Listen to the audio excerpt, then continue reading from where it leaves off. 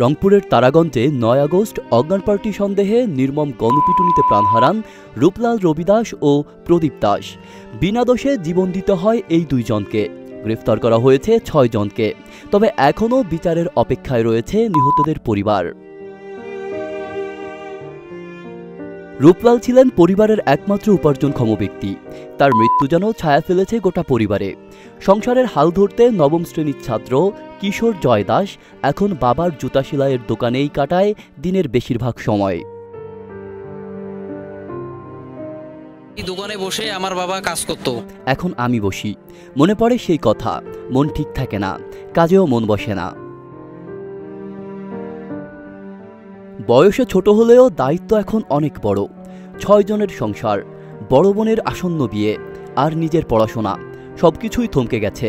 আগে রাজমিস্ত্রির কাজ করেও পড়াশোনা চালিয়ে যাচ্ছিল জয়। এখন বই ফেলে হাতে তুলে নিয়েছে বাবার পুরনো যন্ত্রপাতি। তবুও সবকিছু সামাল দেওয়া সম্ভব নয়। পরিবারের দাবি, সরকারি সহায়তা না পেলে হয়তো পুরো সংসারটাই ভেঙে পড়বে। স্থানীয় একজন বলেন, সংসার চালানোর কেউ নেই, এখন বাধ্য হয়েই কাজ শুরু করেছে। ছেলেটা ছোট, কিন্তু দায়িত্ব পাহাড় সম। গ্রামের মানুষও পাশে দাঁড়িয়েছে যতটুকু পেরেছে। তবে আর্থিক সামর্থ্য সীমিত।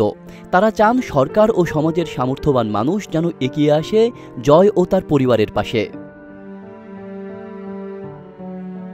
রূপলালের মতো নিরীহ মানুষদের সাথে এমনটা যেন আর না করা হয়, এমনটাই দাবি সবার।